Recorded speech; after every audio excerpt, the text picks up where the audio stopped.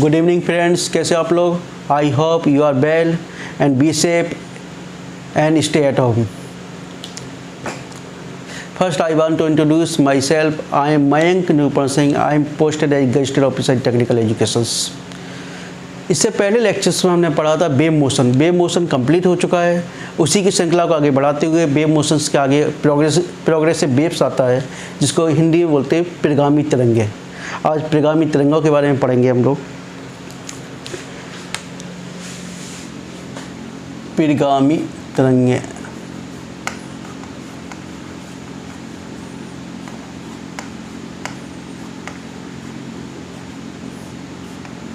इसको बोलते हैं प्रोग्रेसिव वेव्स. ठीक है, आपको मैंने प्रॉपर्टीज ऑफ द वेव्स बताई थी कि तरंग किसी माध्यम में उत्पन्न एक प्रकार का विक्षोभ है जो बिना अपना रूप परिवर्तित करते हुए एक स्थान से दूसरे स्थान तक प्रवाहित होता है. ठीक है. दूसरा, तरंग के लिए माध्यम की ज़रूरत पड़ती है. किसकी ज़रूरत पड़ती है? माध्यम की. कोई सा माध्यम होगा, सॉलिड होगा, लिक्विड होगा, गैसेस होगा. तीनों में कोई सा माध्यम की आवश्यकता पड़ती है. नेक्स्ट, इसके वाइब्रेशन के कण यानी कि माध्यम के कण अपने साम्य स्थिति से ऊपर या नीचे गति करते रहते हैं. समझ में आ गया? यानी ऊपर या नीचे गति करते रहते साम्य स्थिति. कल मैंने बताया था ये सब टॉपिक. इसी के आगे प्रोग्रेसिव वेव शुरू करने जा रहा हूँ. जब होती क्या परिगामी तरंग? जब किसी परिगामी तरंग क्या है? एक तरह से विक्षोभ ही तो है. देखिए, जब हम किसी माध्यम में लगातार तरंग उत्पन्न कर रहे हैं, क्या कर रहे हैं? तरंग उत्पन्न कर रहे हैं. ठीक है. तरंग उत्पन्न करने से क्या है? लेकिन वो माध्यम कैसा होना चाहिए? होमोजीनियस होना चाहिए. कैसा होना चाहिए? होमोजीनियस यानी समांग, यानी कि उसमें मिक्सर नहीं होना चाहिए, समांग. ठीक, होमोजीनियस होना चाहिए यानी समांग माध्यम होना चाहिए. जब उस माध्यम में लगातार तरंग उत्पन्न करते हैं तो उसके माध्यम के कण लगातार गति करते रहते हैं, और यदि वो गति करते तो एक विक्षोभ उत्पन्न होता है. इन विक्षोभ को हम क्या कहते हैं? परिगामी तरंग कहते हैं. समझ में आ गया? समझ लो पहले. यानी कि किसी समांग माध्यम में जब लगातार तरंगें उत्पन्न होती रहती हैं तो उसके कण हमेशा गति करते रहते हैं. गति करते रहते तो उसमें विक्षोभ उत्पन्न होता है. इस विक्षोभ को ही हम क्या कहते हैं? परिगामी तरंग कहते हैं. ठीक है. अब देखिए, इसका इक्वेशंस क्या है?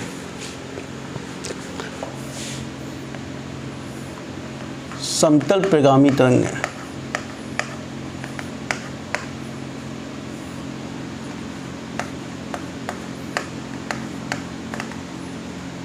तरंग है. ठीक है. इसका इक्वेशंस देखते हैं हम. ठीक है. मैंने कल जो बताया था उसको देख लीजिए आप. एक बार मैं दोबारा बता रहा हूँ.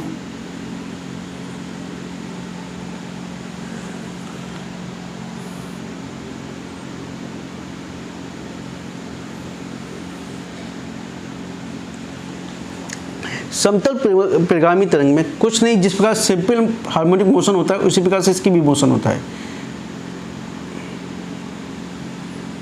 कल मैंने बताया था, उसी को थोड़ा रिकॉल कीजिए.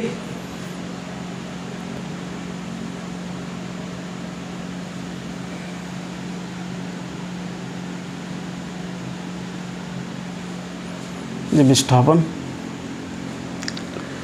देखिए, माना जब विक्षोभ उत्पन्न हो रहा है, ये कोई कण है, पॉइंट 1 पर है. किस पर है? पॉइंट 1 पर. यहाँ 2 है,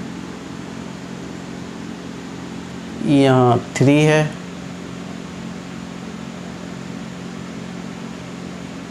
जस्ट मिनट.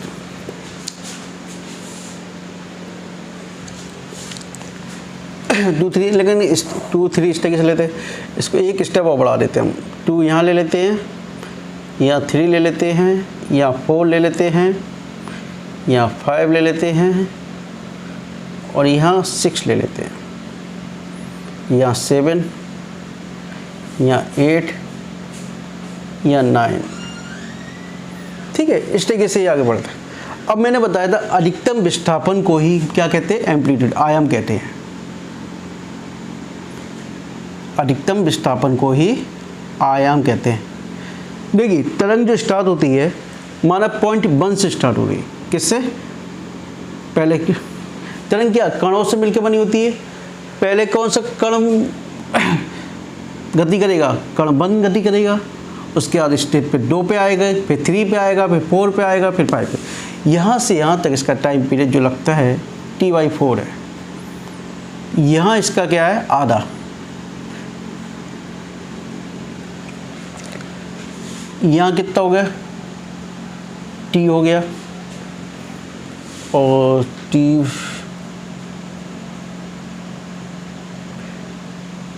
जी हो जाएगा 3T/2 हो जाएगा, T/2 plus 3T/2 T plus 3T/2, ठीक। और यहाँ पूरा 2T होगा, 2 चक्कर, ठीक है। माना कोई पिंड है, माना कोई तरंग का कण है कोई सा, वो गति कर रही है, तरंग गति कर रहा है, उसका जब कण 1 पर उसकी गतिमान है पहले ही, तब उसका इक्वेशन देख लेते हैं विस्थापन का क्या होता है। y बराबर a sin ओमेगा t। कण बिंदु 1 पर, किसी तरंग के बिंदु 1 पर उसका विस्थापन के इक्वेशंस, विस्थापन तो समान ही रहेगा, बाई विस्थापन है, a उसका एम्पलीट्यूड है, साइन तो इक्वेशंस आपने पढ़ी होगी सिंपल हार्मोनिक मोशंस में, पढ़ा होगा ना। बाई बराबर a sin ओमेगा t होता है, पढ़ा है? नहीं पढ़ा? बताइए आप मुझे। इसके बाद नेक्स्ट चैप्टर में सिंपल हार्मोनिक मोशन ही शुरू करने जा रहा हूँ, ठीक है। बाई बराबर a sin ओमेगा t। अब देखिए, आपको मैंने बताया था 2 क्रिस्टों के मध्य की दूरी, ये दोनों क्रिस्ट है, इन दोनों के मध्य की दूरी क्या होगी? लैम्डा होगी, ठीक है। और यदि यहाँ से बिंदु 1 से लेकर 6 तक की दूरी x मान ली, ठीक है, क्या मान ली? x मान ली, और इसका डिस्प्लेसमेंट कितना है? विस्थापन कितना है? y है। अब देखो, अब लिख लीजिए, माना कोई तरंग x b वेग से गतिमान है, जिसका आयाम a है, क्या है? आयाम a है, तो इसकी बिंदु 1 पर इक्वेशंस क्या होगी? y बराबर a sin ओमेगा t। क्या होगी? y बराबर a sin ओमेगा t, ठीक है। अब इक्वेशन 1 बिंदु 1 पर, बिंदु 1 पर। अब बिंदु 6 पे देखिए, बिंदु 6 तक क्या हो गया? देखिए आप, टाइम बराबर क्या होता है? Distance upon velocity. डिस्टेंस कितना आ गई? देखिए बिंदु 6 से 1 से लेके यहाँ तक बिंदु 6 तक देखिए क्या होगी? x हो गई डिस्टेंस, और वेलोसिटी तो आपकी b वेग से गति कर रहा है, b होगी, ठीक है। तो बिंदु 6 पर हमेशा जब बिंदु 6 पर गति करेगा तो y बराबर, विस्थापन तो सेम रहता है, a sin ओमेगा, लेकिन टाइम क्या होगा? देखिए इक्वेशन फर्स्ट में क्या था? टाइम t था, लेकिन 6 पे क्या होगा? देखो समझने वाली बात है, जो t पर जो बिंदु है, बिंदु 6 पर जो कण है, जो बाद में वाइब्रेट करेगा, कुछ समय बाद ही तो करेगा। पहले बिंदु जो कंपन होगा वो कहाँ से? बिंदु 1 से शुरू होगा, बिंदु 1 पे माना t समय में होगा, ठीक है, लेकिन बिंदु 6 पे होगा तो t समय से कुछ समय बाद ही तो होगा, t समय में तो हो नहीं पाएगा। तो t समय से बाद में जब यहाँ पर कंपन होगा तो वह समय कितना होगा? टाइम बराबर distance upon velocity, t minus x upon b, ठीक है। ये आ गया आपका इक्वेशन 2। इतना आ गया समझ में? तो y बराबर a sin, जी क्या होगा? 2 पाई ओमेगा वाला क्या होता है? 2 पाई n t minus x upon v।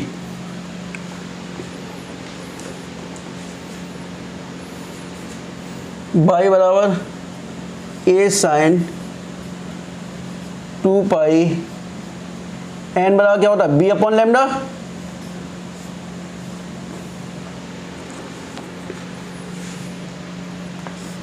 T minus X upon we.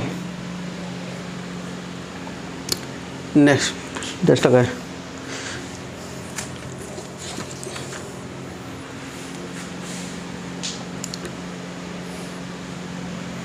ठीक है।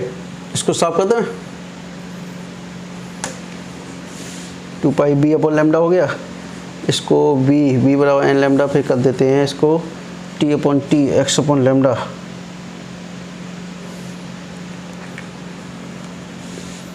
देखो इधर इसको सॉल्व कर दूं मैं, इसकी जरूरत पड़ जाएगी, इधर लिख दूं मैं, इधर लिख देता हूँ, ठीक है। बाई बराबर ए साइन 2 पाई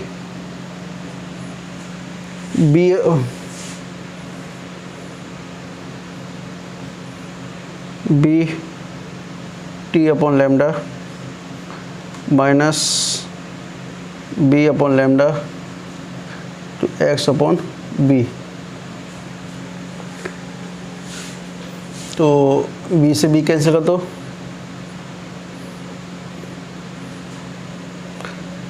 तो ए साइन 2 पाई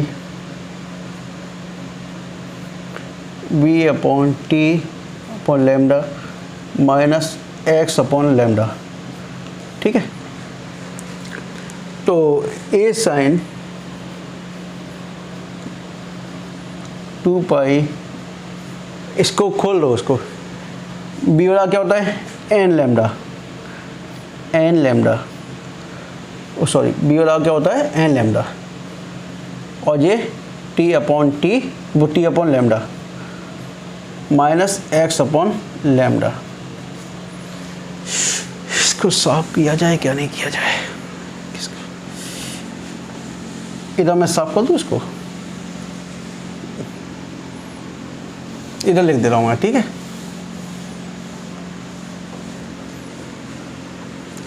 बाई बराबर, अरे इसे क्या हो गया, बाई बराबर ए साइन 2 पाई लैम्डा से लैम्डा कैंसिल कर दो उसे, N T minus X upon lambda.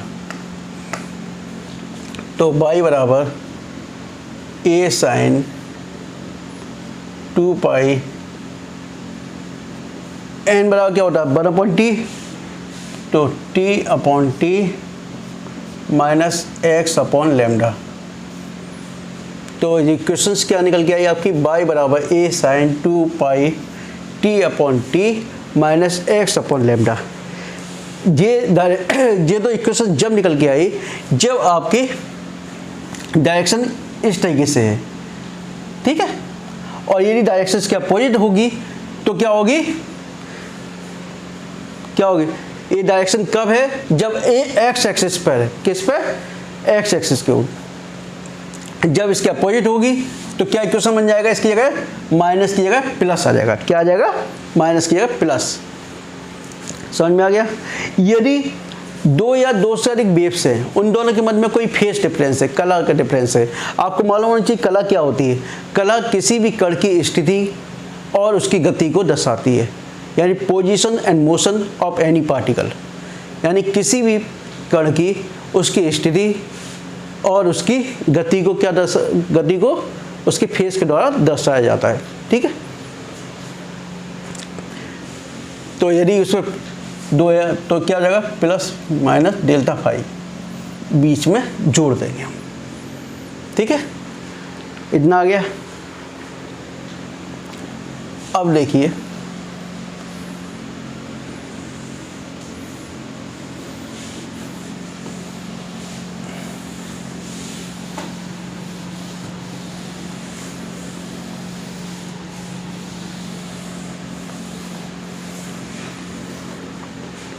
इसका कोणांक देखिए, साइन एंगल क्या है, साइन की वैल्यू कितनी है इसकी, साइन की वैल्यू कितनी है साइन का कोणांक का एंगल, यानी कोणांक कितना है,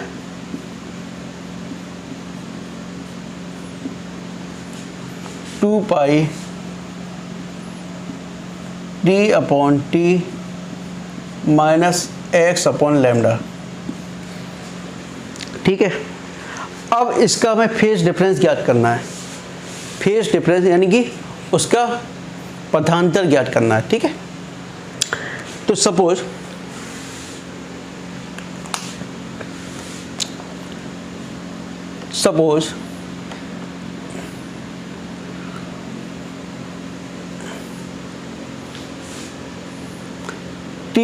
टी समय में, सपोज टी समय में मैं कला की पोजीशन, उसकी कणों की कला की स्थिति x1 बाय x2 है, स्थिति x1 बाय x2 है। ठीक है, तो पहले के लिए देख लीजिए, समय t है, देखिए समय t है, फाई 1 कितना हो गया, 2 पाई टी अपॉन टी, पहले के लिए x1 अपॉन लैम्डा। ठीक है, दूसरा देखिए फाई 2 बराबर 2 pi T upon T minus x2 upon lambda. अब डेल्टा फाई निकाल लीजिए आप। डेल्टा फाई बराबर क्या हो गया, फाई 1 माइनस फाई 2। ठीक है, इसको मैं यहाँ सॉल्व कर दूँ, फाई 1 और फाई 2।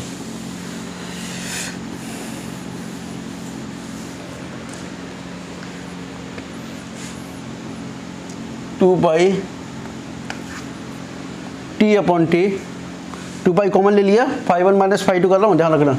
2 पाई कॉमन ले लिया, T upon T minus x1 upon lambda minus T upon T हो जाएगा, माइनस माइनस प्लस हो जाएगा जी, x upon x2 upon lambda.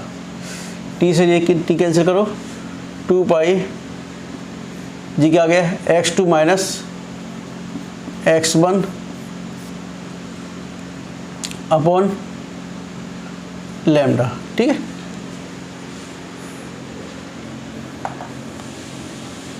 इसको हटा दूँ, ये बना देना दो, तो जी क्या आ गया, 2 pi delta x upon lambda, delta phi बराबर। ठीक है, डेल्टा फाई बराबर क्या आ गया, 2 pi delta x upon lambda. ठीक है, अब यदि आप जानते हो दो क्रिस्टों के मध्य की दूरी क्या होती है, लैम्डा होती है। दो क्रिस्ट के मध्य की दूरी कितनी होगी, लैम्डा होती है। तो डेल्टा एक्स को हम क्या लिख सकते हैं, वैसे इक्वेशंस रिलेशन इन दोनों के मन में यही होता है। यदि आगे भी देखना है डेल्टा एक्स और लैम्डा रख सकते हैं, तो लैम्डा से लैम्डा कैंसिल हो जाएगा, डेल्टा फाई वाला कितना निकल के आएगा, 2 पाई, यानी फेज डिफरेंस कितना होगा उसका, 2 पाई के बराबर होगा, पाथ डिफरेंस जो भी है। ठीक है, अब देखिए, अब यहां पर मैंने क्या लिया था, टी समय में कला की स्थिति, माना एक्स स्थिति पर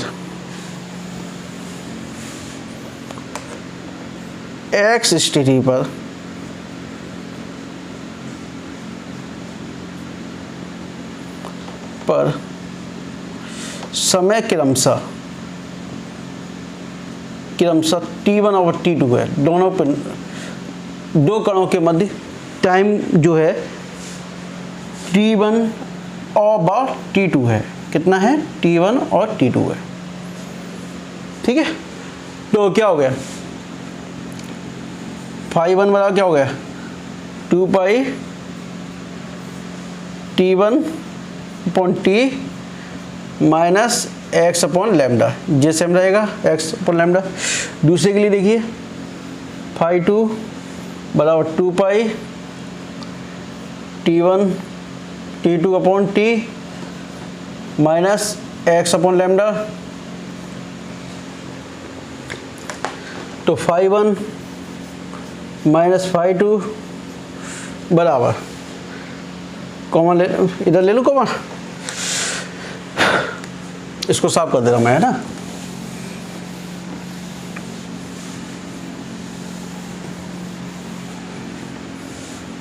टू पाई कॉमन ले लो,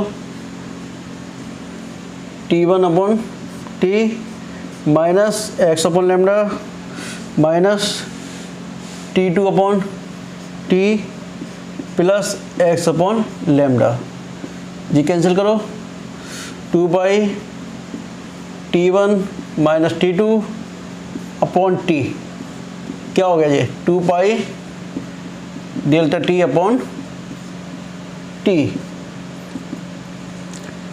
पार्ट डिफरेंस क्या निकल के आया आपका, डेल्टा पाई 2 pi delta T upon T.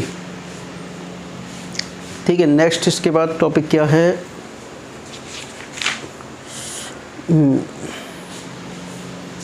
ठीक है,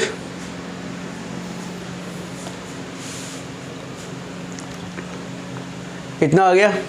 इसके बाद एक इंटेंसिटी की डेफिनेशंस है, तो उस डेफिनेशन में ऐसा कुछ है भी नहीं,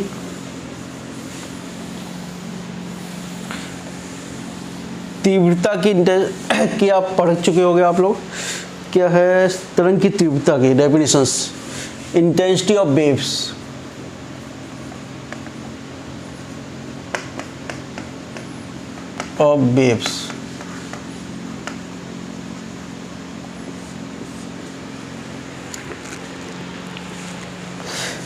तो सिंपल सी मैं एक याद करने तरीका बता दे रहा हूँ इसको, या चलो मैं बता, संचरण की दिशा के लंबवत किसी माध्यम के एकांक क्षेत्रफल पर प्रति सेकंड उत्सर्जित होने वाली ऊर्जा को उसकी इंटेंसिटी कहते हैं।